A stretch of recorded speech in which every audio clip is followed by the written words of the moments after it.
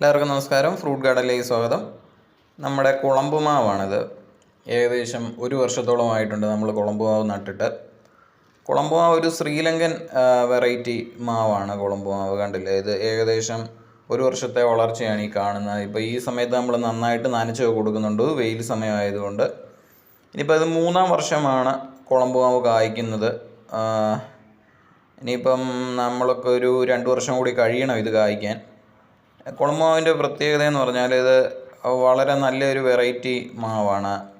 പുഴുക്കുത്ത് വളരെ കുറവാണ് മാങ്ങയിൽ, അതാണ് ഇതിൻ്റെ ഏറ്റവും വലിയ ഗുണം. പുഴുക്കുത്ത് കുറവാണെന്ന് പറയുമ്പോൾ ഇതിൻ്റെ മാങ്ങയുടെ തൊലിക്ക് നല്ല കട്ടിയുള്ള തൊലിയാണ് വരുന്നത്. അപ്പം പുഴുക്കുത്ത് കട്ടിയുള്ളത് കൊണ്ട് തന്നെ അത്ര പെട്ടെന്ന് പുഴുക്കുത്തൊന്നും പിടിക്കത്തില്ല. അതുപോലെ തന്നെ ഒത്തിരി നാരൊക്കെ കുറവുള്ള മാങ്ങയാണ്. അതുപോലെ നല്ല മധുരമുള്ള മാങ്ങയാണ് കുളമ്പ് മാവ്.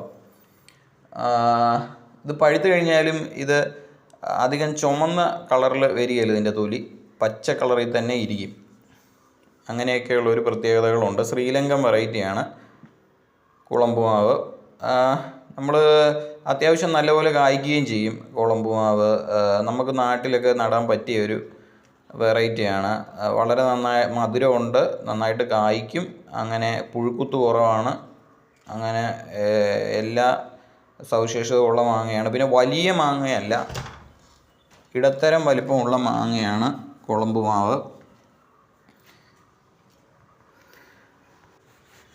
ഈ മാവ് ഡ്രമ്മിൽ നടുന്നതിലും നല്ലത് മാവ് നിലത്ത് നടുന്നതായിരിക്കും. കാരണം കൂടുതലൊക്കെ കായ്ക്കുന്നത് നിലത്ത് നടുമ്പോഴാണ്. ഡ്രമ്മിൽ നടാനും കൊള്ളും, കായ്ക്കുകയൊക്കെ ചെയ്യും. അതിലും കൂടുതൽ കായകൾ നിലത്ത് നടുമ്പോൾ ഉണ്ടാകുന്നുണ്ട്.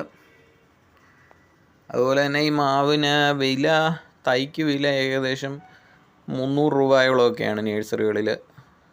അപ്പം നല്ല വിലയുള്ള ഇനമാണ് തൈകൾക്കൊക്കെ. കണ്ടില്ലേ, ഇലകളൊക്കെ പുതിയ എടുത്ത് വരുന്നുണ്ട്. ഈ നമ്മൾ വെള്ളമൊക്കെ ഒഴിക്കുന്നുള്ളത് കൊണ്ടായിരിക്കണം. അങ്ങനെ വളരെ മികച്ച ഒരു വെറൈറ്റി മാവാണ് കുളമ്പ് മാവ്. എല്ലാവർക്കും വീട്ടിൽ വാങ്ങിച്ച് വെക്കാം.